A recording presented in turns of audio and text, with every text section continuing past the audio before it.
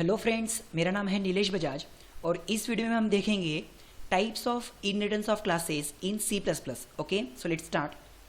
देखिए, last video में हमने इनहेरिटेंस क्या होता है वो देखा और एक छोटा सा एग्जांपल देखा, और इस वीडियो में हम देखेंगे C++ में इनहेरिटेंस के कितने टाइप्स हैं और कौन से।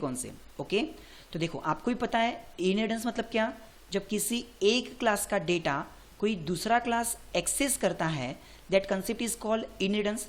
कहने का मतलब, जब आप इनहेरिटेंस पढ़ोगे तो कम से कम आपके पास में 2 क्लास होना जरूरी है, कम से कम 2 क्लास। क्यों? ताकि एक क्लास का data as a parent class, एक क्लास का डेटा जब कोई दूसरा क्लास लेगा तभी तो हम उसको इनहेरिटेंस बोलेंगे। मतलब इनहेरिटेंस में कम से कम आपके पास में 2 क्लास होना जरूरी है। फिर भी C++ में टोटल 5 टाइप के इनहेरिटेंस है। कौन से हैं देखिए। नंबर 1 सिंपल या फिर single inheritance. Number 2 multi level inheritance. Number 3 multiple inheritance. And number 4 hierarchical inheritance. And last hybrid inheritance. Okay, so C++ में कुल मिला के 5 टाइप के इनहेरिटेंस है जो हम क्लास पे अप्लाई कर सकते हैं। Number 1 simple, that is single inheritance. Then multi level inheritance, multiple inheritance, hierarchical inheritance and hybrid inheritance. Okay, so सबसे पहले हम देखेंगे सिंगल या फिर सिंपल इनहेरिटेंस किसको बोलते हैं। तो देखिए, सपोज यदि आपके प्रोग्राम में एक ही पेरेंट क्लास है, only and only one parent class, और इस एक पेरेंट क्लास को इनहेरिट करने के लिए सिर्फ एक ही चाइल्ड क्लास है, देन हम इसको बोलेंगे सिंपल और सिंगल इनहेरिटेंस। और ऐसे केस में जब किसी एक पेरेंट क्लास को दूसरा चाइल्ड क्लास एक्सेस करता है तो यहां पर ऑब्जेक्ट सिर्फ और सिर्फ किसका बनेगा? चाइल्ड क्लास का, ताकि अकेला वो ऑब्जेक्ट आपके पेरेंट क्लास के डेटा को भी एक्सेस कर सकता और चाइल्ड क्लास को भी एक्सेस कर सकता। कहने का मतलब, whenever there is only one parent class inherited by only its one child class, that concept is called simple or single inheritance. And in this case, object of only child class is to be created, which is able to access data of both parent class as well as its own child class. Okay, so देखो, इसका एक छोटा सा example देखते हैं हम simple inheritance का।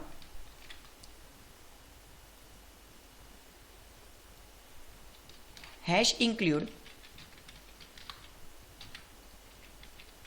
iostream.h, again hash include conio.h। Then अब यहां पर मुझे क्या करना है, suppose void main function, but 2 class के बीच में अगर मुझे इनहेरिटेंस करना है तो सबसे पहले 2 क्लास बनाओ, एक पेरेंट क्लास और एक चाइल्ड क्लास। और यहां पर सपोज मैंने पेरेंट क्लास को नाम पेरेंट ही दिया। ओके, जिसके पास मुझे कुछ डेटा लेना है, लाइक मैंने यहाँ पे पब्लिक में कुछ डेटा लिया, क्योंकि आप प्राइवेट डेटा को इनहेरिट नहीं कर सकते। सो यहाँ पे मैंने पब्लिक में डेटा लिया इंटीजर x, y, और वो डेटा लेने के लिए, मतलब उनकी वैल्यू लेने के लिए मैंने एक void get नाम का फंक्शन बनाया, जिसमें इंटीजर का p, इंटीजर का q। कहने का मतलब, जब मैं इस फंक्शन को कॉल करूंगा तो मुझे 2 पैरामीटर पास करने पड़ेंगे, और वो 2 पैरामीटर मुझे किसको असाइन करना है? क्लास के डेटा x को एंड क्लास के डेटा y को। ओके, तो ये जो क्लास है, इस क्लास के पास में सपोज डेटा है, और ये डेटा अब कौन एक्सेस करना चाहता है? तो ये डेटा एक चाइल्ड क्लास, मतलब एक पेरेंट क्लास का डेटा सिर्फ और सिर्फ नीचे एक चाइल्ड क्लास एक्सेस करना चाहता है। उस क्लास को हमने नाम दिया चाइल्ड, जो इनहेरिट कर रहा है किसे? तो public data of parent class. Okay, now अब इस क्लास में मैं क्या करना चाहूंगा? फिलहाल यहां से मैं मेन मेथड को कर देता हूं डिलीट। ओके, अब ये जो चाइल्ड क्लास है ये क्या करना चाहता है? सपोज इसके पास में भी आइदर आप पब्लिक में एक वेरिएबल बनाओ या फिर डायरेक्टली प्राइवेट में एक वेरिएबल बनाओ।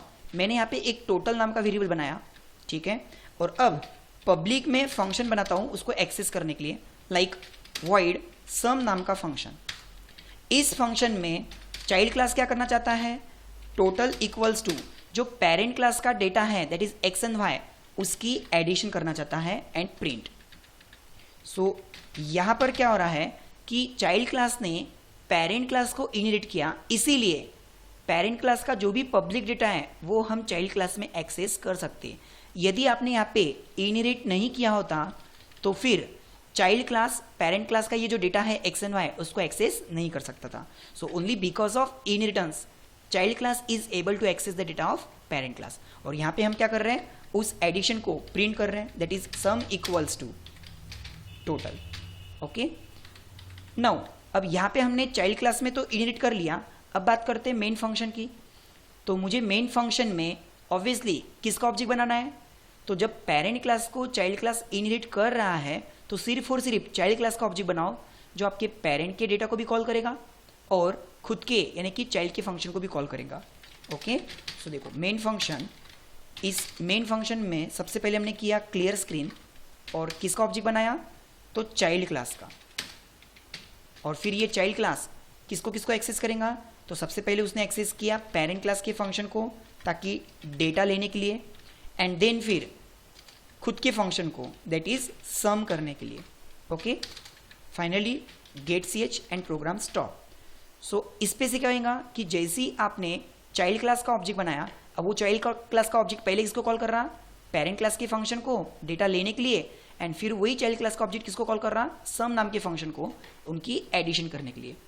आई होप आपको ये कंसेप्ट समझ में आया होगा कि अगर आपके पास में सिर्फ एक ही पेरेंट क्लास है और उस एक ही पेरेंट क्लास को इनहेरिट करने वाला सिर्फ और सिर्फ एक ही चाइल्ड क्लास है तो इसको बोलते हैं सिंपल या फिर सिंगल इनहेरिटेंस। और ऐसी केस में ऑब्जेक्ट सिर्फ किसका बनेगा, जो आपका चाइल्ड क्लास है, ताकि उसी ऑब्जेक्ट से आपने पेरेंट को भी एक्सेस किया और आपने चाइल्ड क्लास के डेटा को भी एक्सेस किया। Okay, thank you.